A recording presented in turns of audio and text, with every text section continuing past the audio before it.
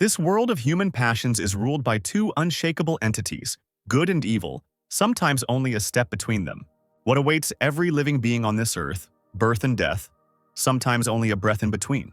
Human life is something very vulnerable and fragile. One swing of the sword and the spirit leaves the body forever. Sometimes everyone wonders who the villain is, the fearless ruler of the celestial empire, or the enemy of humanity, plunging worlds into chaos. In his past life, the protagonist wanted to serve for the good of humanity, but he faced the harsh reality of the world. He was beaten and humiliated by all his enemies. Even the gentle girl he was protecting, without a shadow of a doubt, pointed a gun at him. Led by a stronger opponent, the hero tried in vain to dissuade her. And after some time, he was reborn, and the system appeared in the human body. The appearance changed. The hero became strong and powerful, calling out to the blue rays in the sky, whose majestic voice asked if the boy would like to surpass his past skills. Then he decided to become a powerful villain, to pardon, to execute, to favor, and to take lives. Now everything depended on him. A little girl in rags knelt before a local merchant and begged her to save her older brother, while the woman rudely drove the beggar away. Tears glistened on the small, dirty face. A cheap steamed pie flew at the girl. The only thing the furious saleswoman was generous enough to give, a crowd had already gathered around the store, and she was afraid that the beggar would scare away customers. The girl hung her head low. The vendor spat on the floor, calling her a liar who was ready to do anything just to get food. In his past life, the protagonist wanted to serve for the good of humanity, but ended up facing the harsh reality of this world. Seeing how physically strong scumbags offend the weak, he often wondered how good can sometimes turn into something completely opposite. You can get into dangerous situations to save other people, but all they can give in return is sympathy. The villain forced him to kill the unwitting savior with someone else's hands. The guy couldn't believe his eyes, begging him not to believe the deceiver. A loud shot dispersed a flock of birds sitting on a distant tree, and the hero himself fell back to the ground, simultaneously falling somewhere into the underworld in his consciousness. And if in the next life he has a chance he can become a villain, there is no point in being a hero. This is what the guy thought, waking up from a voice that was both familiar and so distant. The girl, his sister Shinner, burst into tears, demanding that her brother quickly get up and praise her for the pie he brought. The guy grimaced, trying to move. Nothing worked. His body hurt so much he couldn't move at all. After a few desperate seconds, a terrible pain pierced his head. The guy grabbed his temples, barely holding back a beastly cry. The last memories of this body's consciousness flashed through his mind. His name was Sushin. Some gentleman ordered another man to kill him in order to take over the position of deputy. Through the streams of blood on his face, the guy barely blinked, looking at his offender and zealously dreaming of taking revenge on him. When the deed was done and the man's body fell to the ground like a stone, the inconsolable Shinner sobbed over her brother, asking him not to leave her alone. And now, the hero stood before the majestic villainous system that could give him rebirth. The rest of the scoundrels, the master's henchmen, turned their attention to the girl, offering to seize her and exchange her for a couple of coins for a drink. A bald, big man with a huge scar across his eye loomed over Sinner, ominously saying that the uncles would take her to a fun place where she wouldn't have to grieve. She looked at the scoundrel with trembling eyes and fear, answering that her brother did not allow her to go with strangers. She would stay here. They immediately grabbed her by the thin arm, exclaiming that her brother was already dead. It would be better for the girl to go with them, then at least the guy would be buried. But Zinner was not going to give up without a fight. Being weak, she still tried to break free and bit the man's hand with all her might. He shook his hand, throwing the girl away from him, like an annoying little dog that dared to bite him. Shinner fell painfully onto the hard ground, and the man pulled out a dagger from its sheath, threatening to cut her. The shiny and extremely sharp tip of the weapon suddenly approached the stranger's frightened face. At that moment, someone's weak but firm voice was heard. The victim's brother, holding his wounded side, limped towards the crowd, ordering them to release the girl. The bald-headed bandit bared his teeth and was surprised by Shin's sudden appearance. A glimmer of hope appeared on Sinner's face, and with a trembling voice she greeted the boy, exclaiming that he would never abandon her. The guy straightened up, not paying attention to the bloody clothes, and spitting to the side, he boldly asked why bother his sister, since Sandow had already betrayed him. The big bandit crossed his arms over his chest, looking down on the beaten man, dismissively noting that he was no good for anything, and that his sister should be in a brothel, where they would at least give some money for her. Then, Shin pulled the girl back with his left hand. A sword immediately appeared in his right hand. The guy exclaimed that he had never broken the laws, but a bunch of scoundrels leave him no choice. The enemy burst out laughing, calling Shin's blade a piece of rusty iron that would be embarrassing to even scare anyone with. But he didn't even have time to pull his blade out of its sheath before he received a powerful blow to the solar plexus. The next moment, Shin deftly plunged the blade into the bandit's side, knocking him out, and began to approach the rest of the gang. The shaved-headed man backed away, looking in horror at the one who had killed a man with one movement. He turned sharply and rushed away. But a few seconds later, a sharp blade lay like a heavy burden on his shoulder. Shin stood right behind the bandit, threatening to kill him if he made a move. The man began to justify what he had done, saying that it was Liu Sandao's sole decision. Then the scoundrel fell to his knees and lowered his head to the ground, begging to have mercy on him for the years they had spent side by side. Shin pointed his dagger towards the wounded bandit, demanding that he be taken to Sandao, and that he, Shin, would take what was his own personally. Not daring to resist, the bald-headed man nodded and shouldered the heavy body, then hobbled away. Suddenly, Shin stopped him with a shout, and with a sly grin forced him to hand over all the silver he had brought with him. At the end of each day, the cunning system asked the hero different questions. This time it was required to answer what he would do if he got the big boss system. After some time, the brother and sister were walking along a crowded street. When the girl asked the boy, he replied that he had not killed the other boy, but had only taught the whole gang a lesson. Jinner said seriously that she was already an adult and understood that Jin did this to protect her. After all, while he was away, the girl had been pestered by hooligans for the last few days, even though she wasn't afraid of them. Shin stopped and patted his sister on the head, asking her not to worry, because as long as he was around, no one would dare to offend her. He brought his sister to Mother Wang so that she could take care of the girl while he visited Jianghu, the place where the boy would practice martial arts. Shaking his long hair tied in a high ponytail, Shin asked the woman not to worry. As he was leaving, he waved back to his sister for a long time, and she shouted after her brother, asking him to come back quickly. Shin heard a strange voice in his head, congratulating him on successfully completing the task of killing the bully. And the player will also receive new skills in wielding weapons from the School of Perfect Truth. Shin rushed around, looking around. He did not understand who was speaking. He was immediately answered. The strongest villainous system, which immediately ordered him to carry out new tasks. The surrounding world disappeared and a black figure with shining eyes appeared in front of Blue, sitting on a throne, who said that she had already given him new skills during their first meeting. Suddenly, some strange thing fell on the guy's head, almost killing him. Meanwhile, in the drunken moon tower, someone heard that something strange had happened. The young brunette was having fun. Surrounded by beautiful concubines, he asked the servant how things were with the silver coins in the casino. He heard some noise outside and immediately stood up to greet the guest. He burst into the chambers without greeting, shouting that his brother Lao Wu had been killed. A little later, standing over the body, the man concluded that Lao was killed by a master of fencing whose swordsmanship had reached the extraordinary heights of one strike, one death. The bearer of bad news was amazed by Shin's skills, and his master only smiled bitterly, realizing who exactly had defeated his man. This was unexpected for everyone, because without immersing yourself in the study of sword art for a long time, it is impossible to master a technique of this level. The bandit stared off to the side, thinking that Shin was studying Neigong. The owner smirked, replying that only true warriors of the Afterheaven practice this skill, and just anyone couldn't do it. The bandit was embarrassed and, throwing up his arms, declared that he was not educated enough to know such things. Then the gentleman shook his finger, saying that he would tell his adoptive father the lie about Shin, and the man needed to prepare 1,200 coins. As he walked down the street, Shin clutched a pill that nourished his inner strength in his palm, which was nothing compared to his current level of chi. Shrugging his shoulders and throwing the pill in his mouth, the boy heard the voice of the system calling for a new mission: kill Sandao and become the head of the Eagle Gang. Shin was surprised, then went to the gang's house, where a big guy blocked his way, saying that all the places were reserved by the Eagle Gang. The guy bowed his head threateningly, looking at the stranger from under his brows, and said that he had come to see Sandao. The other members of the gang jumped up from their seats, shouting that the boy had the audacity to pronounce the master's name out loud. When everyone reached for their scabbards, Shin had already managed to take out his blade and put the blade to the scoundrel's throat.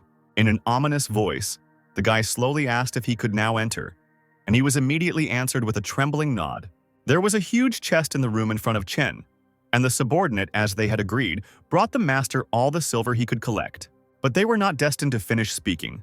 The gates swung open, and Shin entered the hall, angrily waving his blade, also not forgetting to hurt Sandao with words. The bandit attacked the guy with accusations of killing Lao Wu, but the gentleman lazily asked him not to answer. He shook himself bloodthirstily, stretched out his arms, and shouted that he was being paid money for murders. Shin raised an eyebrow and smiled, noticing that Sandow wasn't having the best day today. Like lightning, he rushed towards the men, his blade extended in front of him.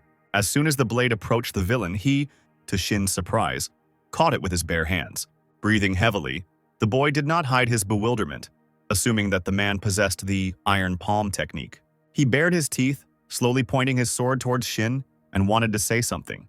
Somehow, Shin magically appeared on the other side of the hall a second later, while Landau himself slowly sank to his knees, pierced by the blade. The surviving bandit's eyes widened, exclaiming that the boy had killed Grandpa Husan's adopted son. He immediately pointed towards Shin, ordering the rest of the gang to grab the boy. Shin cursed without moving a step from his place and spat in the direction of the gang. The bandits visibly drooped when they realized that the boy was not afraid of them, and their involuntary leader, Liu Sandow, even ran away. Shin launched a blade at him, shouting that he would betray his brothers at the most crucial moment. The blade pierced the villain's face a few centimeters away and he froze, which made Shin laugh. But he could not be distracted by empty talk, and a second later the dead body fell heavily to the floor. The rest of the gang members couldn't believe their eyes. Old man Liu San had died right in front of them. Turning around, Shin grinned and declared himself in charge from that moment on. And once again, the main character faced a question from the insidious system. What to do with people who betray their comrades in order to preserve their own lives and position? The guy, with his head held high, walked over to a large wooden chair and sat down there, settling himself in it with a relaxed air, then asked if there were any objections. The previously fiercely disposed men began to look at each other, not knowing what to answer. One particularly active gang member folded his hands in a prayer gesture and shouted that Sandow got what he deserved. He should have been overthrown long ago, so Shin was the best choice for the leader. The guy raised an eyebrow and asked the man's name, and he called himself his humble servant and introduced himself. Shin leaned on his fist. It was nice to have someone to look after his brothers when he was away. Huang Bingcheng thanked the new leader and asked what would happen to Chen Dao's adoptive father, Grandpa Husan. Shin wondered why there was no notification from the system about the completion of the mission, since Sandow was already dead. And besides, he needed to get approval from the top leadership of the Eagle Gang. Then Shin asked old Huang how much wealth was left after Sandow, and he replied that there were about 10 million coins in the chests. The boy stood up abruptly from his throne, ordering Huang to bring the remaining silver, which he intended to give as compensation to Grandfather Husan. Behind his back, the gang members shrugged their shoulders. They considered it madness to go to his grandfather now. The guy was too self-confident and might not return alive at all.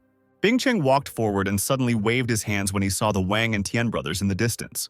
He bowed obsequiously before the men, asking them to tell his grandfather about Sina from the Eternal Happiness Quarter, who was asking for a meeting. One of the brothers had heard about who killed Chen Dao, so he waved his hand towards the door. When the guests entered the courtyard gate, the brothers all exclaimed in one voice that the new leader would have no luck meeting Husan.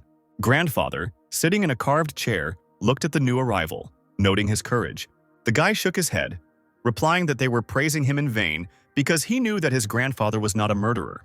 The man grinned, saying that he had raised his adopted son, whom Shin had killed for 20 years, and now he hoped for good treatment.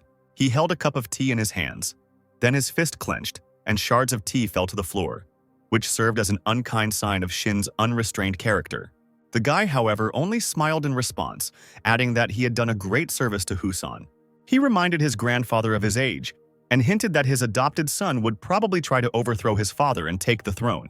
Bingcheng interrupted the new leader and warned him against such a bold speech. Shin didn't pay attention to other people's words and continued to ask his grandfather if he understood the danger he was in. With a wide grin on his face, the boy directly spoke of Chen Dao's intentions to finish off his father and take his place. Husan suddenly burst out laughing. It was not for nothing that everyone in the Eagle Gang talked about Shin's dexterity of spirit. But in addition to this, his intelligence also deserved praise. However, Shin killed his grandfather's adopted son, and so he immediately fell to his knees, begging him to accept him as his adopted son. He handed the man thousands of silver sheets to please his father, and the money-hungry grandfather immediately accepted the gift. He said that from that day on, the leadership of Kwai Holan would pass into the hands of Shin, and all members of the gang would know about this. Husan put his hand on the shoulder of his new son, saying that he would assign strong people to accompany the boy. Grandfather lowered his hand and clapped his hands, which was an unspoken sign. Two tall men immediately entered the room and greeted the gentleman. Li Huai and Li Gang are well prepared. Now they, the two younger brothers, will be next to Shin. The boy bowed to Li Huai, saying that he himself should learn everything from his elder brother. Husan crossed his arms and hurried to send away the guards present to give orders to Shin. The man then asked his adopted son if he had studied Negong. Seeing the confusion on his face, the grandfather hastened to assure the boy that he was not going to take away the secrets of the technique from him, since he himself possessed it. Shin reported that he had heard that the gang leader and his 3 deputies owned the equipment, to which Husan rudely objected. When the Eagle Gang was just starting out, there were only 30 people in it. The man was given some tea, and after taking a sip, he added that in the case of Negong, diligence alone was not enough. Natural abilities were also needed. He himself was able to bring only 13 points out of 108 to perfection. Shin noted his father's modesty, because one only had to look at the power of his iron palm technique to understand that even the warriors of the Celestial Empire could not compare to a man. The old man reminded that Kwaiholan's domain borders the Qingzhou gang, so one must be careful. The boy bowed and went to carry out the task. The servant immediately noted the boy's frightening thinking and courage for his age. He even asked Husan if he was afraid of making another enemy, but the grandfather was confident in his son's loyalty. Meanwhile, Shin went out to his new assistants to thank them for their help. Li Huai rudely interrupted the boy, lazily stating that he would help on his grandfather's orders, but Shin should not expect to be taken in charge. Bing Cheng pounced on the warrior with reproaches, accusing him of boasting and self-confidence.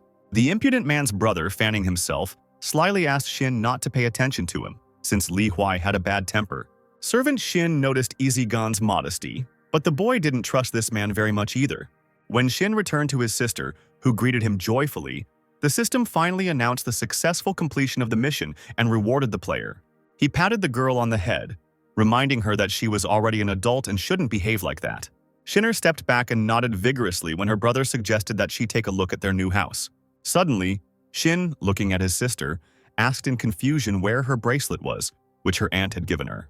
The girl immediately drooped, hanging her head low, and muttered something. Shin tried to calm the little girl down, asked her not to be afraid and to tell him where the bracelet had gone. She admitted with tears in her eyes that the jewelry was taken by the owner of the pharmacy from whom she was trying to buy medicine for her brother. The guy cast an angry glance somewhere to the side, then smiled at Jinner again, promising to return the bracelet to her tomorrow. The girl beamed. Her tears dried up in an instant, and she said with a smile that her brother loved her. The system once again asks the user, how does he feel about how Shin deceived Grandpa Husan? A few moments later, Shinner saw a butterfly with colorful wings in the distance and ran towards it. Shin worriedly asked his sister not to rush so as not to fall. Upon arriving home, the guy immediately sat down in the lotus position to meditate. The chi points in his body became stronger, and his body's reaction to the system was not long in coming. Shin raised his head and grinned because Grandpa Husan trained for about 40 years but only perfected 13 points. The system announced the story quest, Characteristics of a Brave Man, Shin hissed, thinking that Kwaiho Lin under Sandow's management brought in 1,000 coins a month. He was surprised at what a small penalty the system assigned for failing to complete a plot task, the loss of 1 piece of equipment. To this, he was told that a player who failed to complete a newbie task was a complete non-entity, and it would be better for him to die early and not pollute the air. Then Shin got dressed and went out into the yard, where his sister, already richly dressed and quite content with life, was happily running after butterflies. Huang Bingcheng walked up to the family and greeted the master, saying that he was glad to meet him. Shinner was also pleased to meet her brother. The rest of the gang gathered behind the man, and he reported with a smile that he had called all the brothers and that they were ready to set out. Patting his sister on the shoulder, Shin declared that he was ready to go right now. Meanwhile, the old cunning pharmacist thoughtfully scratched his beard, regretting that the high-quality bracelet had come to him without a pair. His assistant, giggling nastily, nodded and expressed his desire to get a pair of decorations. They just needed to find out what family the girl was from. At that moment, the door of the shop swung open with a bang, and Jin appeared on the threshold with his sister. The assistant, covering his mouth with his hand, zealously whispered to the old pharmacist that the same girl had arrived.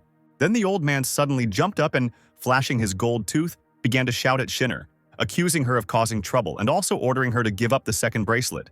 The girl immediately hid behind her brother's back and began babbling that she had done nothing. Shin pulled his sister back with his hand, fearlessly asking the merchant what kind of business he had that required payment in jade bracelets. The old man looked askance at the guy, saying that his pharmacy had a turnover of several hundred a moment, and the girl had scared away all the customers. Shinner exclaimed that the pharmacist was a liar, since there were very few customers here, to which the old man began to curse even more.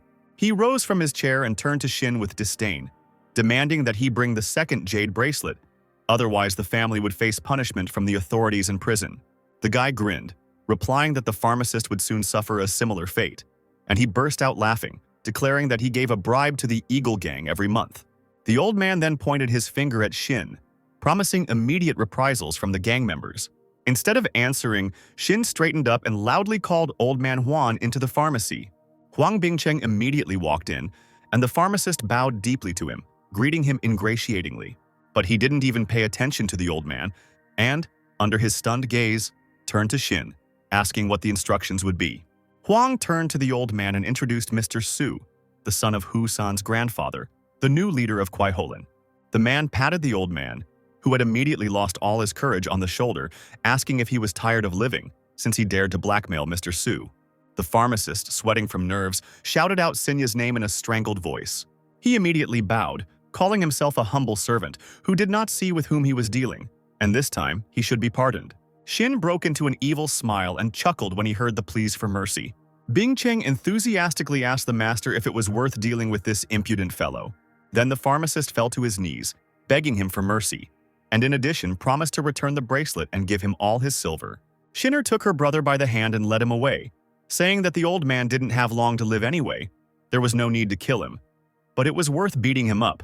Shin turned over his shoulder and angrily reminded the pharmacist that he had pointed his finger at him. The boy's assistants advanced on the old man like menacing shadows, and he screamed that the government would not spare them for the attack. Shinner and Shin walked out of the pharmacy, and the girl nervously threw herself on her brother's neck.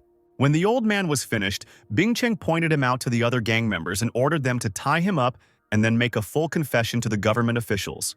The man then found a jade bracelet in the pharmacy and brought it to Shin. After accepting it, the boy realized that the decoration was of too high quality. It didn't look like something that could belong to the Su family. Having twisted the bracelet in his palm, the hero was unable to determine the origin of the jewelry in the body's memory. Thinking that Zinner was still little and wouldn't ask anything, he called the girl over and offered to help her put on the jewelry. The boy then asked Old Huan to call all the big shop owners to the Drunken Moon Tower for a meeting. 2 hours later, a crowd of shop owners gathered at the tower. They took their seats in the conference room and began to talk among themselves, talking about the new leader. Merchant Liu, lazily fanning himself, asked Merchant Huang if he had found out what origins this Mr. Su was. Merchant Huan blew out a blue smoke, smacking his lips with a pipe in his mouth. He believed that nothing good could be expected. According to rumors, the owner of the pharmacy shop had been mercilessly beaten. The merchants burst out laughing. They were sure that some pharmacist was not up to par with them. Merchants with a reputation and position.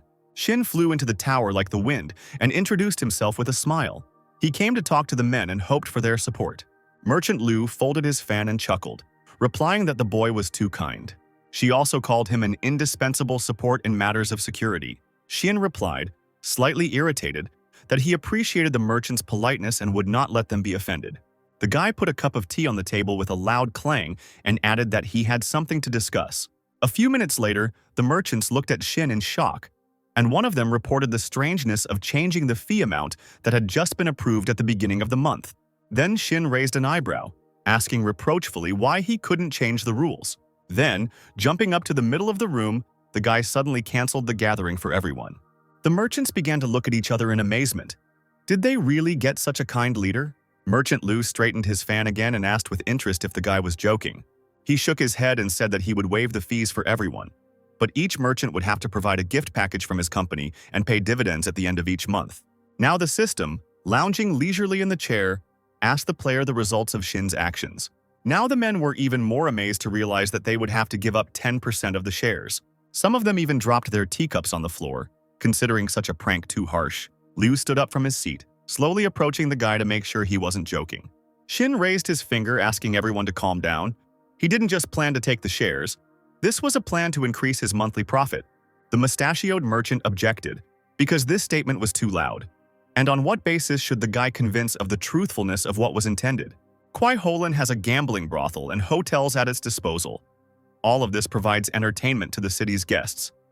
But the way it is done now does not allow the guest to feel the highest level of service. A person playing for money in a gambling house should be accompanied by a beauty. Then he would give her part of the winnings. In case of a loss, the girl would calm him down. And then the guest will be able to have a good rest in pleasant company.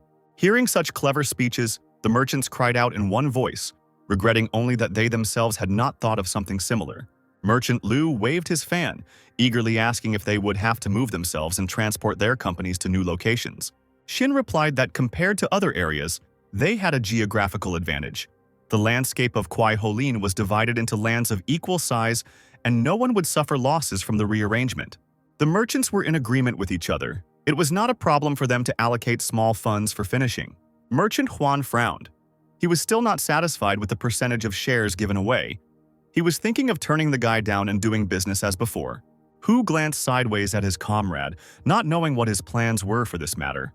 Huan decided to voice his dissatisfaction, saying that the idea was not bad, but Shunda Gambling House was doing well as it was. Shin grinned, came dangerously close to the man, and hissed that sometimes it was too clever to turn people's backs. The merchant became nervous and tried to attack, asking where Mr. Su got such expressions from. The guy raised an eyebrow and came even closer to explain everything clearly to the man who was pretending to be a fool. With a slow movement, Shin reached for the hilt of the sword and grabbed it tightly. Then, sharply pulling the dagger, he took it out of its sheath and with all his might, thrust it straight into the merchant's finger on the hand lying on the table. The man's face was distorted in agony. Blood gushed from the wound, and the merchant himself opened his mouth wide in a silent cry of horror. Shin was furious. He felt that he was being taken for a simpleton whose plan was being used and the profits were not being shared. A second later, he pulled the weapon towards himself, and the blade came out of the flesh with a squelching sound. Straightening up, the guy said that he would take his own if the traders did not want to listen to his words. One of the merchants tried to warn the gentleman against rash actions, reminding him that he was no match for the pharmacist. Hearing this, Shin turned sharply, and with one deft, trained movement of his leg, knocked the impudent fellow to the floor. He pointed the blade at the man, shouting that he hated hearing nonsense from the lips of hypocrites more than anything. The blade missed its target, and one of the assistants blocked the weapon. Shin glared at the man, but he tried to explain that it would be difficult to explain himself to the government if he committed a murder. The guy's lips stretched into a contemptuous grin, and he mockingly repeated someone else's words. Then, he roughly pushed the assistant away when he heard a knock on the door and barked, allowing him to enter. The room was filled with the rest of the gang members. Shin suggested that they kill the merchant, taking the blame on themselves, and receive 1,000 silver coins for it. The leader would take on the maintenance of the convicted man's family. The assistant's eyes widened and he let out a muffled cry when he heard this. The men thought about it, talking among themselves. They couldn't earn 1,000 coins in their lifetime, but they were afraid that the guy wouldn't keep his word. Then one of the gang, a big guy with a huge scar on his head, ran forward, agreeing to take the sin upon himself. He looked back, folding his hands in a respectful gesture, and asked his friends to keep an eye on his family. Shin put his hand on the brave man's shoulder, urging him not to worry, assuring him that with the help of lawyers he would rescue his man. The warrior straightened up and loudly asked the boy to take care of him. The very merchant who was to be killed screamed like a girl, not believing in his punishment. A gang member grabbed him by the scruff of the neck and dragged him into the street. The man screaming and struggling, threatening government vengeance. The other merchants swallowed hard and began to look at each other in fear, and Shin, sitting down in a chair, asked if everyone now agreed with his plan. The merchants nodded like dummies, agreeing with Mr. Su. Hina handed over a stack of documents, calling on everyone to sign the share transfer agreement. And if there were no questions, everyone could go home. In the rich chambers, they could not believe that the Eagle Gang had a deed of sale for the land of the Shunda Gambling House. Huang confirmed this by telling Grandpa Hu-san that Mr. Su was paying his respects. He also hopes for help in finding compromises with the government. The old man turned to advisor Li, asking how he felt about the abilities of his new adopted son. He noted with a smile the evil heart and the hard hand, the intelligence and the ability to attack and where to retreat. Hu-san laughed hoarsely, noting that his son wanted to use his father's connections to settle conflicts with the government, while not forgetting about the gift. He ordered that 10,000 coins be given to Shin, the original land of the Shunda Gambling House. The grandfather folded his hands, thinking hard about how many surprises his son would bring him. The system asks, it wants the player to evaluate the new model of work of Kwai Ho Lin, introduced by Shin. A young man walked through the city square, flirtatiously exchanging words with the beautiful girls who walked next to him in his strong arms. He called this place a paradise on earth, confirming that the girls were beautiful heavenly houris. The drunk man warmly thanked Old Man Liu for improving the service in Kwaiholin, and the fat man, smiling, invited him to come more often. The reveler laughed and patted the merchant on the back, promising to keep his promise. However, he still asked if they had heard anything about the merchant Huan.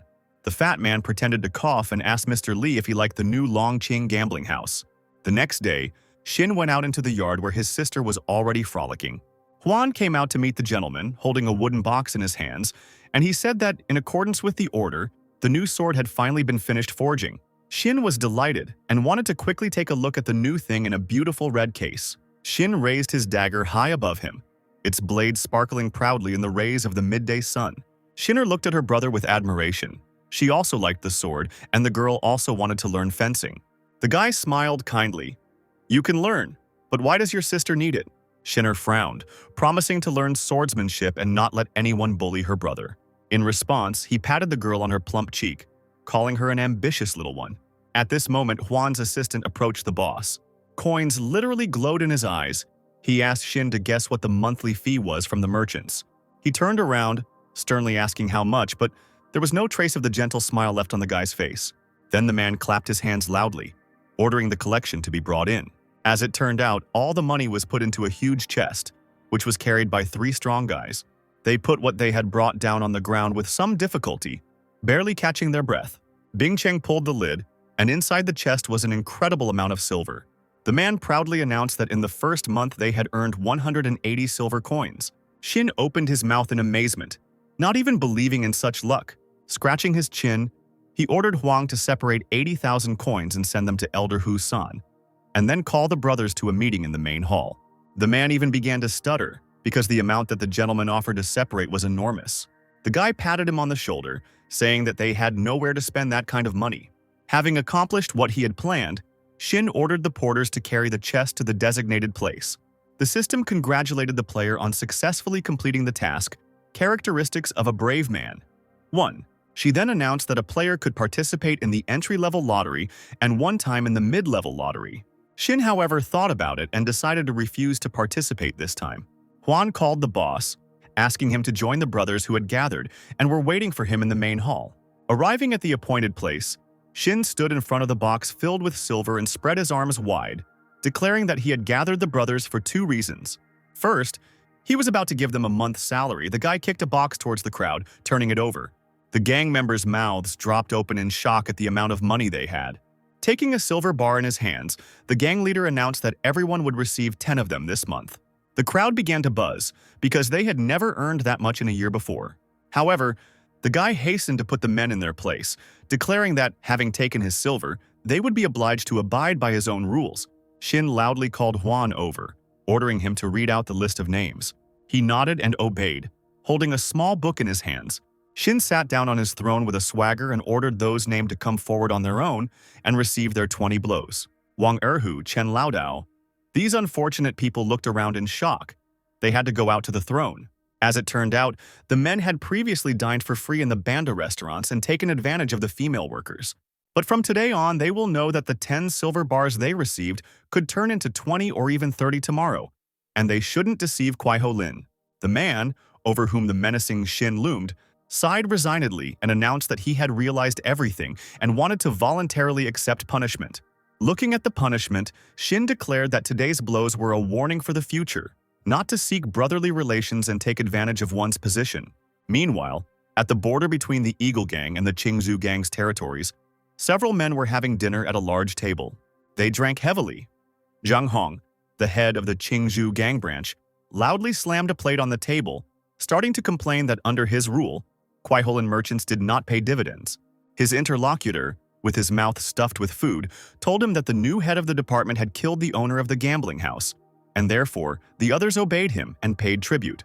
Chang Hong, lazily picking his nose, was indignant that life in Kwaiholin under the Eagles gang was not at all bad. Suddenly his interlocutor pointed at a stranger who had come out into the yard. There was a man from the Eagle gang. He carried wine containers in his hands, enjoying his conversation with boss Su Xin and his rich life. The Qingzhou gang's men immediately called out to him, rudely beckoning him over. The one, drunk from alcohol, glanced sideways at the strangers with displeasure. Seeing the branch chief Zhao from the Qingzhou gang, he mockingly asked how long ago he had been working as a roadside vendor. The man slammed his hand on the table angrily, declaring that even stray dogs dared to mock him and forced the gang to drag their opponent to them. He immediately lost all his bragging and timidly muttered that it was not worth entering the territory of the Eagle gang. Zhang Hong, playing with his fists, threatened his interlocutor that he would beat him up well and even the boss would not help. He had barely finished speaking when he kicked the poor fellow in the stomach with all his might. Then, laughing maliciously, he watched as his accomplices beat the unfortunate man to the hilt. After some time, one of his friends puzzled him by saying that the guy had died. Zhang threw the plate away and let out a shocked cry. And indeed, a member of the Eagle gang was lying sprawled on the floor, showing no signs of life. The culprit threw up his hands, asking what they should do if the Eagle gang wanted to take revenge. Zhang Hong suggested that they quickly run to the head of the Qingzhou gang to report everything. At the Jinsheng gambling house, the gang leader Dai Chong exclaimed that it was a mere trifle. He would send someone to put in a good word, and even throw in some money for the funeral. The interlocutor did not believe that the Eagle gang would forget about this so easily. Dai Chong waved his hand and urged Zhang not to worry. He would not understand the deeds of great minds. Meanwhile, in the Eagle gang's hall, Xin sat silently on the throne, silently staring at the body covered with a white cloth. He bared his teeth, thinking about the impudence of the Qingzhou gang, who had become so bold that they dared to attack his people. His people were scared and called on the chief to deal with this. They did not want to die at all. Xin sternly asked the men if they had heard any news from the warring side. Huan angrily exclaimed that the gang had sent 10 bars of silver, which was compensation for the funeral. Xin, hearing this, struck the tree with his fist with all his might. He stood up abruptly, shouting that under no circumstances should his people leave this just like that. No one dared to question the orders of the young leader, especially now. The strong blonde man playing with his fists supported his boss, expressing understanding on behalf of his colleagues. He stepped forward, exclaiming that he had known the murdered man since childhood, and the resentment for this crime would now remain in his heart forever. Huan asked the boss what they should do because revenge could lead to despair in the ranks of the brothers. Xin firmly decided that he would not allow his brothers to die in vain. He would meet his father and then make Qingzhou pay with blood for blood. The system asks the question, why did Xin decide to punish his subordinates? In the house of the leader of the Qingzhou gang, the leader loudly called out Zhang Hong's name. They were just playing, but the man was so deep in thought that he didn't even hear his name being called. Dai Chun shamed the man for his frightened look, saying that he had a good conversation with the Eagle gang yesterday. But Zhang, tiredly rubbing his temples, could not forget what he had heard, that the new leader was a ruthless tyrant and would not leave it that way. The headman's face, covered with scars, frowned. He had no idea that the boy would commit havoc on his land. The man became so angry that he pulled out a huge mace and began to swing it. Then, unexpectedly even for Zhang, he slammed it down on the table with all his might, breaking the furniture. The leader's eyes were filled with rage, and he promised, if necessary, to kill the new leader of the Orloff with his mace. Meanwhile, in Husan's grandfather's palace, the old man laughed and praised his new son to the fullest extent. He clutched a silver bar in his hands because, in just one short month, Xing had earned an incredible amount of money for his father. However, the advisor glanced sideways at his leader and reminded him that his son had earned even more. A shadow crossed Husan's face, and he knew it himself. At this moment, the servants announced Su Xin's arrival, and he stood at the entrance to greet his father. It seemed that the old man, whose heart was already poisoned by evil poison, was not pleased. But Xin didn't pay attention to this. He immediately said that he came with a serious request, telling about the beating of his subordinate by members of the Qingzhou gang. The man frowned and said that it was a small misunderstanding. They had already sent their man with an apology, and that was enough. Xin jumped up, clutching his chest. He couldn't believe that his subordinate's life was worth a measly 10 coins. Husan jumped up from his seat and held out his hand in front of his son, declaring that he had had enough. Patting his son on the shoulder, he said that under his rule, Kuai Holin was developing well and there was no point in wasting time on nonsense. The old man, leaving the hall, sternly asked the advisor to see Su Xin off. The advisor bowed to the guy and asked him not to worry, since everyone was already accustomed to such incidents. Xin tried to understand why his father didn't care about this matter at all, then gave the man a piece of silver as a tip.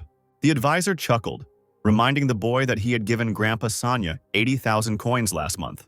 Approaching the headman's adopted son, he whispered that someone had asked him to tell the headman about his son's even greater earnings, and this did not make him very happy. Shin narrowed his eyes, thinking that the informer Lee gang was like a snake trying to swallow an elephant. A little later, the guy burst into the main hall, abruptly opening the doors. He appeared before his brothers, who were already ready to go into battle. Shin had to admit that his father had made a different decision, which had shocked the gang members. The guy didn't answer, but just walked over to the chair with a gloomy face. Someone from the gang raised an eyebrow, laughing at the guy. He sat down on his throne and loudly banged on the armrest, interrupting the quiet conversations. He declared that he would not allow his brothers to die in vain, and that tomorrow he would make an offering to his deceased brother, presenting the severed heads of Zhang Hong and Dai Chong. His brothers were amazed at this impulse, believing that he could not do such a thing. Then Shin looked slyly at Brother Lee, asking if he had any objections. He muttered in a strangled voice that the leader was only a secondary leader, and if he acted so forcefully, everyone would follow him into the grave. Shin clapped, replying that the speech was good. He originally intended to avenge his innocently killed brother, but now he realized that he shouldn't involve others. Brother Huai strode into the hall, exclaiming that he would not let the leader go alone and would support him if he decided to act. The broad-shouldered blonde, having loosened his knuckles, also agreed to help Sin. Brother Lee pointed at his brother, reminding him why Grandpa San had sent them here. He replied that his grandfather was already old. His former courage had long since died, and he, Huai, was not going to become a coward. Shin had heard before that Huai was straightforward and warlike, while Gan was hypocritical and mean, and even more so that they had a bad relationship with each other. The second brother shook and called on Huai to handle the matter himself. He chuckled, turned around and headed towards the exit, leaving the warriors alone. Shin stood up and spread his arms, greeting those who remained and praising them for their bravery.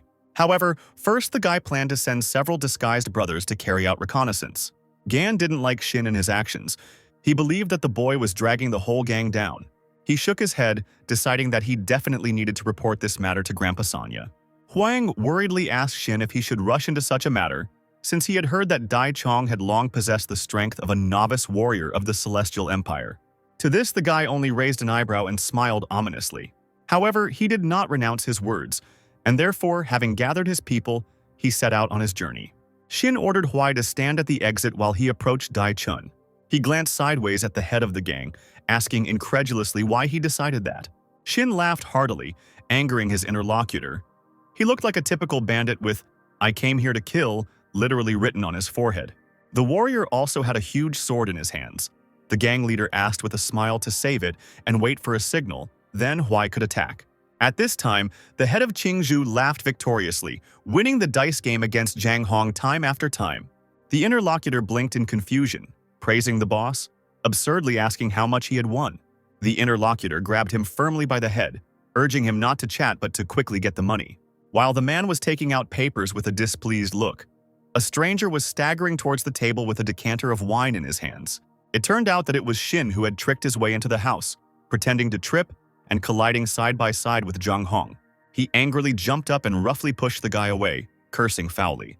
Shin, pretending to be dead drunk, began to swear in response with a slurred tongue, complaining that this gambling house was public.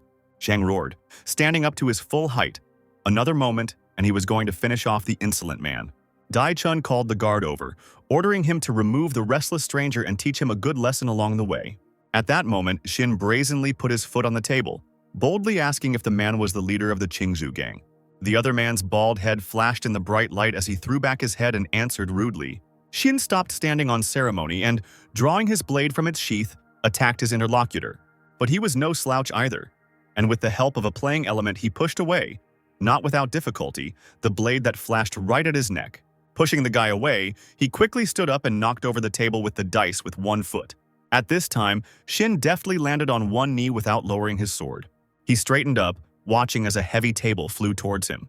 The leader of the alien gang took advantage of this and jumped from above with a furious cry, holding a huge mace in his hands.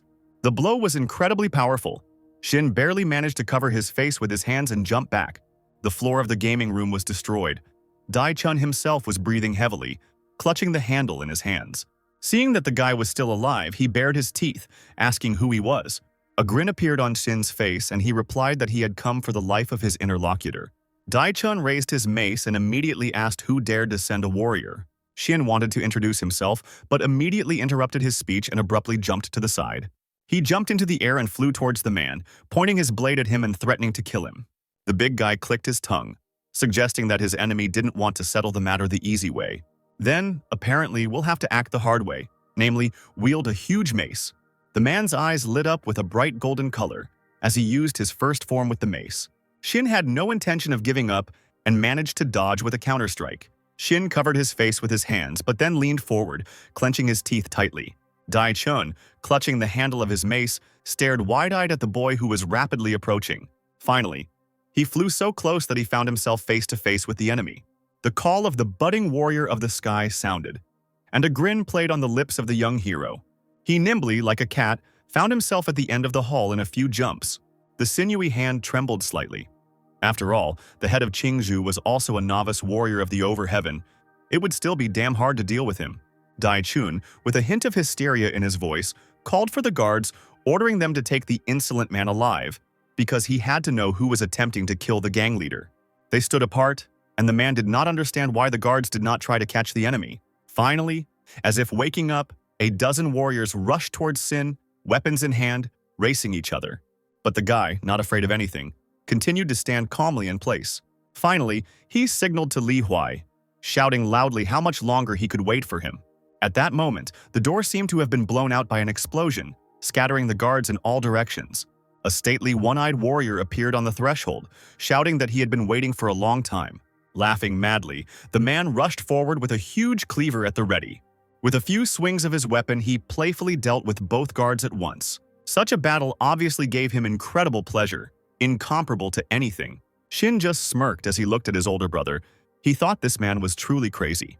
Looking at this, Dai-chun ordered the remaining guards to quickly grab the impudent guy.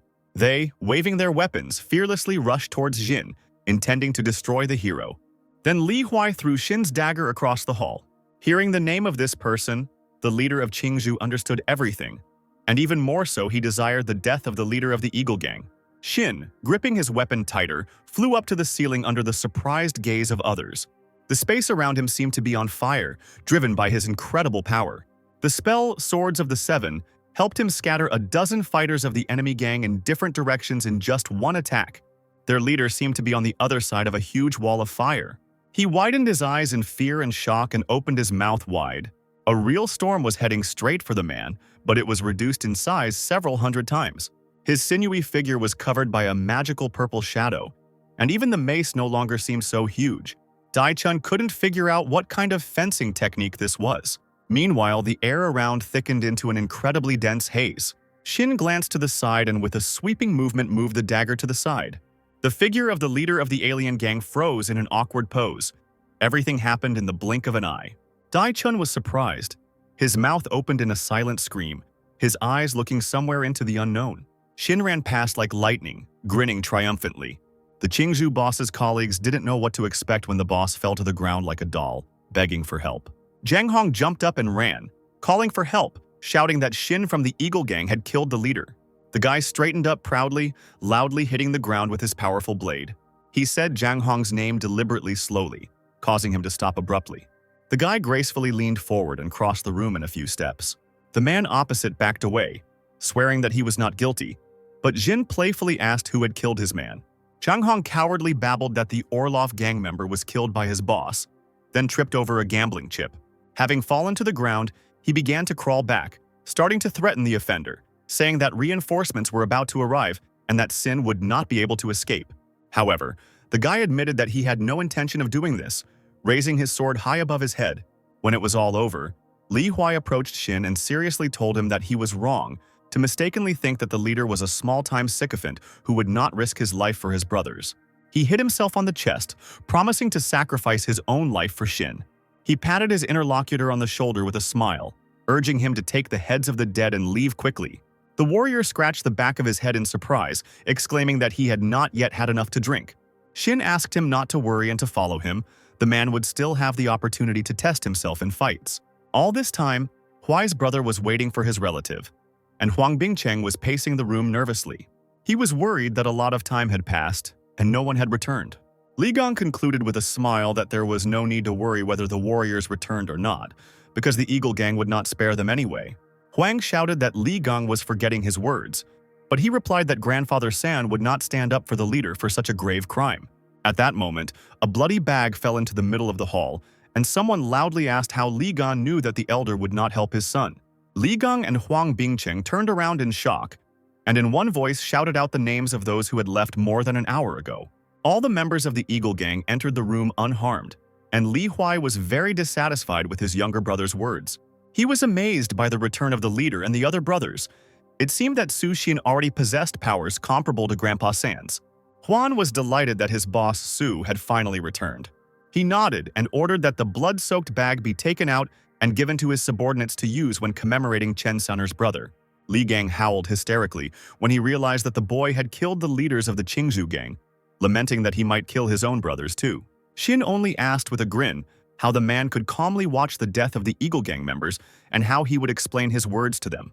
The impudent man's older brother looked at him with disdain, demanding that he keep his mouth shut in the direction of the boss. Li Gang cursed as he passed by his brother and immediately called the entire group crazy. He headed towards the exit when the others asked Xin what they should do now. The guy grinned and ordered them to gather strength and get ready for the performance. The next morning, the sun rose over Hu San's grandfather's courtyard house. The advisor approached the man and quickly whispered something in his ear. The leader almost dropped the cup of wine from his hands. Li Gang came to the elder to report his son's deed, not forgetting to tell him that his older brother was also on Shin's side. The man raised an eyebrow and smirked, guessing that Li Huai was no longer Hu San's ally. The headman narrowed his eyes, quietly whispering the name of his adopted son. Pleased with his actions, the vile Li Gang bowed, adding that it was worth dealing with Shin as soon as possible so as not to warm the snake in his chest. The glass in the old man's hands cracked, and he exclaimed that this could not be left like this. In the courtyard of the gang leader Oral's house, his younger sister was busy practicing fencing on her own. She spared no effort, moving gracefully, but at the same time completely warlike. With a heavy sigh, Zinner heard her brother's voice, loudly saying that he knew about his sister's talent for fencing. The girl turned around abruptly and happily greeted Shin, who was looking at her with a smile, leaning against the wall. Approaching the girl, he playfully flicked her on the nose, calling her a naughty girl who learns quickly. Shinner pouted, folding her arms across her chest. She lamented that her brother hadn't seen her for a long time and had completely forgotten her. But then the guy patted the girl on the cheek, assuring her that he had always thought about her. Shin thought hard. He didn't know that Jinner had such good natural abilities to study martial arts. The head's thoughts were interrupted by a sharp call from his assistant. Apparently, the matter was urgent. Huang Bingcheng reported that Grandfather San had sent people to bring his son to him so that they could then go to the main leadership together. Shin smirked. He had no doubt that his adoptive father was in a hurry to punish him as soon as possible. Then the boy and Huan themselves went to Husan, wanting to sort everything out as quickly as possible. At this time, Shin summoned the system. He was interested in whether the level of martial arts could only be improved through hard training and sparring.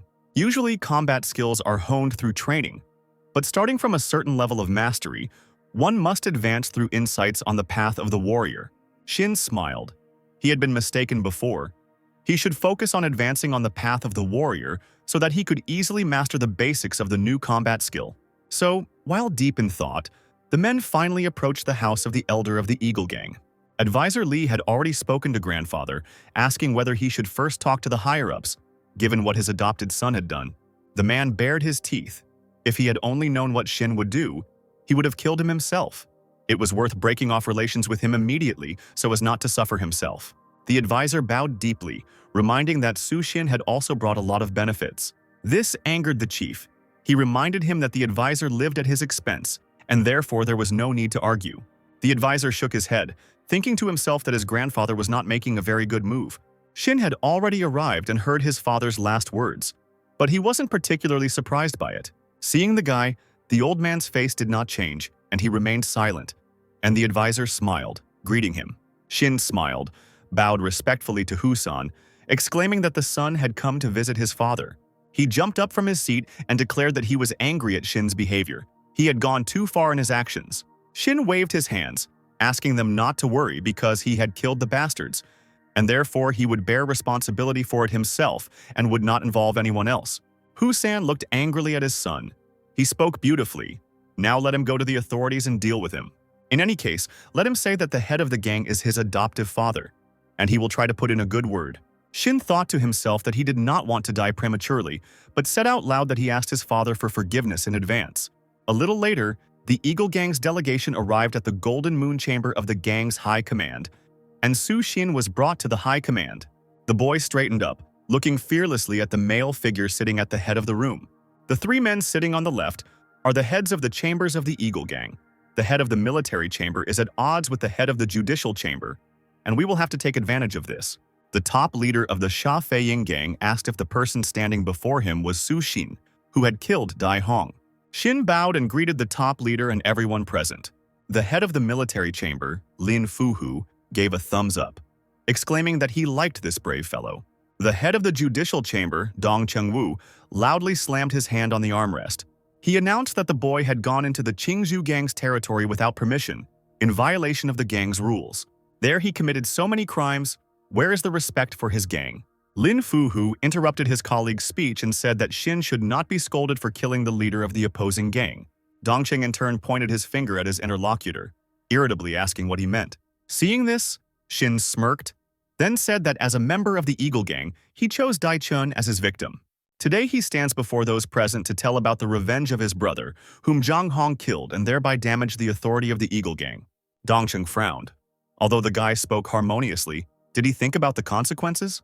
He replied that since he had committed the murders, the representatives of the chambers had every right to go to Qingzhou and confess with Shin's head in their hands. Lin Fuhu called this nonsense. Because the Eagle Gang is not afraid of anyone, he himself once killed 3 people in the Shenli gambling house with his own hands, thus obtaining the first piece of land. The remaining nobles began to argue among themselves, but most were inclined to defend Shin, who stood up for the entire gang. The head of the gang branch himself was pleased with the scandal that had erupted, since it was only to his advantage. Dongqing believed that the time for bloody showdowns had passed and that they should act in a more civilized manner, while Lin Fuhu, on the contrary, was in favor of Shin dealing with enemies using traditional methods. The head of the court threw his cup on the floor and jumped up, calling his interlocutor completely brainless. He shouted back that he was not afraid of such small fry. Shin heard that Lin was not very smart, and now Chief Dong was so scolded that he would not be allowed to say a word. Finally, Sha Feiying firmly barked at everyone to shut up, and the conversations immediately died down. He looked at the arguing men with irritation, shaming them for their inappropriate behavior. The leader turned his attention to the old man Zhuang Li, who had been silent until then, and asked his opinion. He chuckled, thinking to himself that the gang leader favored Lin Fuhu more, and why was he only asking his opinion? Standing up, the man said that he had no goals, but if this matter was not resolved in the best possible way, it could lead to despair in the ranks of the brothers.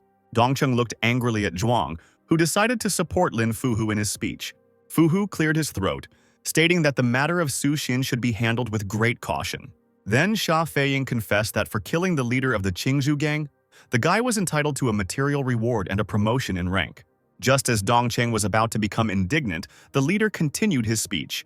A shadow fell across Sha Feiying's face, and he waved his hand angrily. However, Shin violated the gang rules, acted arbitrarily, and punishment must follow for this. Shin bowed deeply, declaring that he voluntarily agreed to the punishment.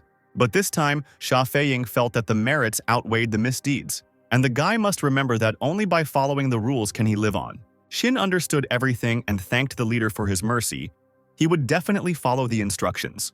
The heads of the chambers realized that the supreme leader liked Lin Fuhu, and he would forgive the impudent man.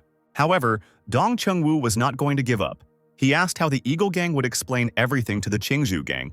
They definitely would not go for peace. Lin Fuhu waved his fists, calling Chenu a coward. There was no need to be afraid of these scoundrels. Sha Feiying said that the Qingzhou Gang's strength was inferior to the Eagles, and they were also having internal strife. Fuhu burst out laughing, calling the leader wise. But the head of the chamber himself hadn't warmed up for several years. The sword would soon rust. Cheng, looking at those present with an angry expression, snorted angrily. He hissed angrily at Fuhu, warning that he was not finished yet, even if the boss was on his side. The man looked at Shin, realizing that if he wasn't removed now, trouble would be inevitable later. Turning sharply on his heels, he walked out into the street, leaving those present in the hall. Lin Fuhu grabbed Shin's shoulder, calling him a daredevil, which was his type. He thanked the man for his trust. He had heard about the military achievements of the head of the chamber before. He laughed, agreeing to be a benefactor to such a wonderful guy. Xin bowed to Lin Fuhu again, and he happily followed Chung out of the hall. The boy warned Hu-san that he shouldn't be so impulsive. Xin bowed to his father, admitting that he did not want to cause him unnecessary trouble. He put his hand on his son's shoulder, saying that he was not at all afraid of trouble. The boy bowed to the old man once again, replying that he understood everything and would always discuss business with his father from now on. Xin thought to himself that if this plan didn't work, how was his father going to cope with it? The system wondered how Xin had managed to emerge unscathed from that fierce battle. The hero, having returned home, began to meditate. This time he managed to survive not because of Sha Feiying, but rather thanks to Lin Fuhu.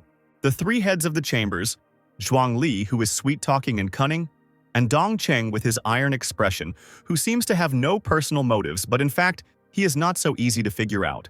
And only Lin Fuhu, a man of simple mind, is convenient for influencing the main leader. In the end, what will save you from death in Jianghu is not necessarily wushu skills, but very often it is the cultivation of the heart. At this moment, the system's plot task was activated. The time had come to seize power, and one needed to take a position at the level of the head of the chamber participating in the negotiations. Xin wanted to know the number of opportunities to participate in the lottery. The system named the number 35 in the entry-level lottery and one in the middle level. Xin asked to exchange for 3 opportunities to participate in the mid-level lottery. The avatar of the system smiled slyly and agreed without hesitation. A slot machine suddenly appeared next to the user, which scared him quite a bit. Xin shook his hand angrily, demanding normal treatment without any surprises. However, he looked at the screen, which was glowing with multicolored lights. He was congratulated for receiving 1 bottle of 2-star level Kaling elixir, which was used by Overheaven fighters to refine their true Kai. Xin took the bottle in his hands, realizing that for long-term use he would continue to participate. A vague silhouette appeared on the screen. Then a poorly dressed man shook a notebook in the air. The user was congratulated for receiving the Chin Bandana villain, and along with it, the 2-star stick-beating dog technique that was ruined. A powerful blow landed on Xin's face, sending him flying backwards. Lying on the ground, he thought about it with displeasure. Okay, the stick that beats the dog technique, but it's also broken. The system announced the user's victory. He received a prize of 2.5 stars.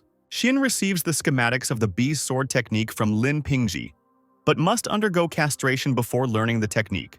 The guy's face turned blue from what he saw, and he stared at the screen in amazement. The next day, Xin was walking around his yard, deep in thought. He was so deep in thought that he didn't immediately hear his name being called. One of the merchants walked towards the guy with a smile on his face, showering him with congratulations as he went. Xin didn't understand what the joy was about, so he asked what the matter was.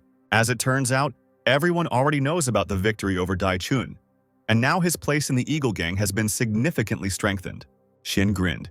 He thought that everyone was just waiting for him to die, because then the merchants wouldn't have to pay dividends. The man laughed at this, saying that Kwai Holin's current prosperity was only due to the boss's wisdom. Xin patted Merchant Liu on the shoulder, noticing how nervous he was. Huang Bingcheng appeared behind the guy and said that Li Huya had already arrived. He immediately asked if these merchants were bothering Sin with their tricks. The guy replied that they were afraid before, but now they are even more afraid. Merchant Liu is a smart man and knows who to listen to. Meanwhile, Brother Li was being asked in great numbers how Boss Xin managed to finish off Dai Chong. Someone reported that they had heard about the bastard's tall stature and incredible strength. Xin and Huang saw the crowd that had gathered, and he scolded his brothers for not going to training early in the morning. Li Huai immediately straightened up and bowed to the boss. Xin sat comfortably in his chair and asked his elder brother how he assessed his subordinates. The man hesitated, but then blurted out that the will of the people could be used for good purposes. Huang Bingcheng added that the brothers' salaries had increased higher than those of the people of the military chamber, and for the sake of his brothers, Xin was risking his life, and they would stand up for their leader. Xin thoughtfully said that morale was on the rise, but that was still not enough. If people from the military chamber were sent to fight against 200 of Eagle's people, then 10 would be enough. Huang was surprised by this number, and Li Huai confirmed the boss's words. The Eagle members were not at all experienced against the brothers from the military chamber. Each of them has been carefully selected and trained from a very early age. They have a rich diet and take care of their bodies. Huan was surprised that the warrior knew about such details. It turned out that he also wanted to join the ranks of the fighters, but he was refused. It was incredible that even such a strong person was not accepted. Brother Huai said that when he was little, his parents died, and his uncle took away the house and constantly beat the boy. So when he entered the military chamber, he was extremely weak and exhausted from hunger. Huan glanced sideways at the man, thinking that with Huai's character, this uncle would probably be dead for a long time already. Shin immediately offered to pass on one of the Neigong techniques to Huai to increase his strength. He bowed in admiration, exclaiming that his powers would be increased at least tenfold. Shin's plan was to train his subordinates in Neigong and martial arts. Looking at the notebooks containing valuable knowledge thrown onto the table, Brother Huai trembled with anticipation. Shin raised an eyebrow, asking if everything was okay and why he was so surprised. The Neigong technique is a top secret. This direction still requires a teacher for initiation, and in the Eagle Gang, there has never been a person who passes on the technique to ordinary people. Shin chuckled, asking why this happened, and his brother replied that the Neigong technique was extremely precious. The guy grinned, answering that it wasn't so. It's just that the ruling elite wouldn't dare to do that. They were very afraid. They are afraid that when people learn Neigong, their powers will greatly increase, and with it, ambitions will appear. People will easily get out of control. Huan asked his boss with concern if he wasn't afraid. The hero, with a wide smile on his face, replied that he had nothing to fear. Standing with his back to his subordinates, he exclaimed that he was going to go much further than the others.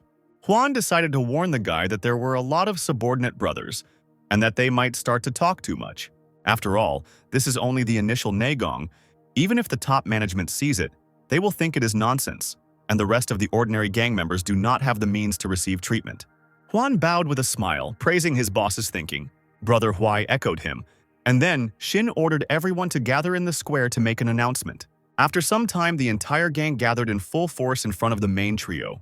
Shin asked loudly before getting down to business why his brothers had decided to join the Eagle Gang. Someone from the crowd frankly answered that he had originally come here only for the money. Then Jin sternly asked why the others were laughing.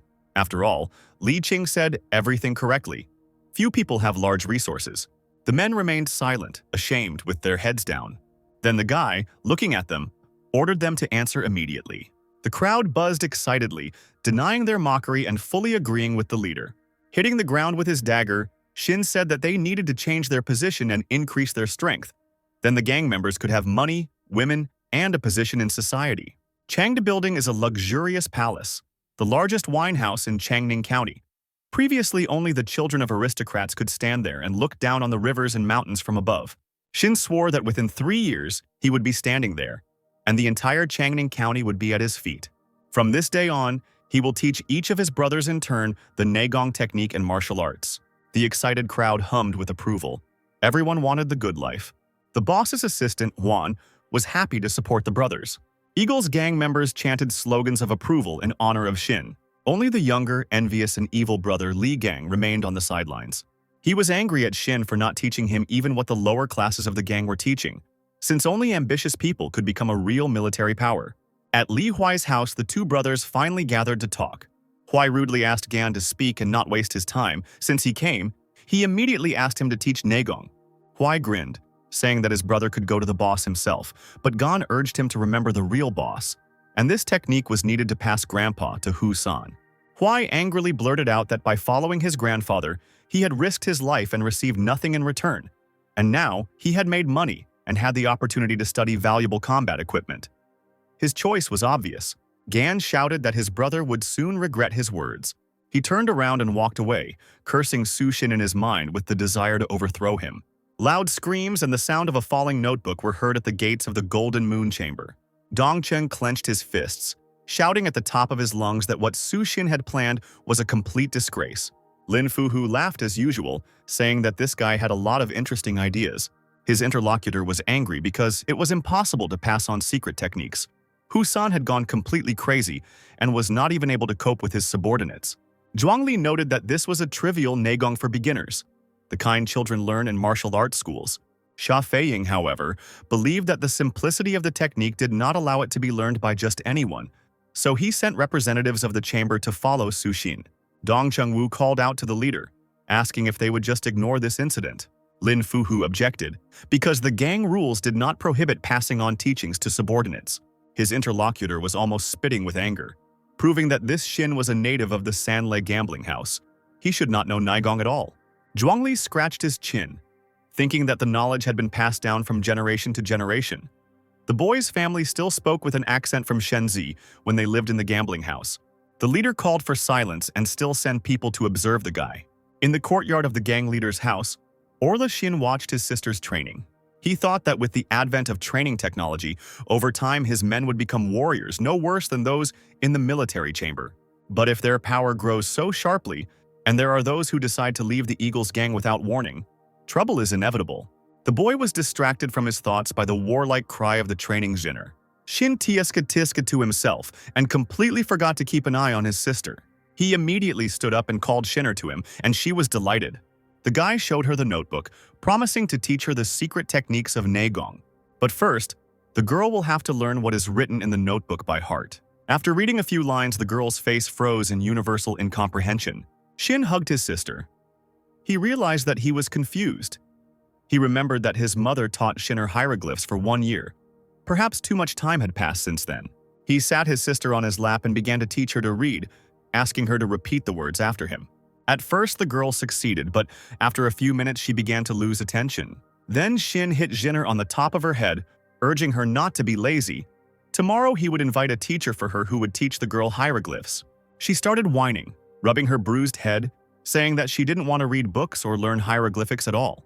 The boy patted his younger sister on the cheek again, saying that feigning weakness wouldn't work, since he needed to raise Jinner to be an ideal girl.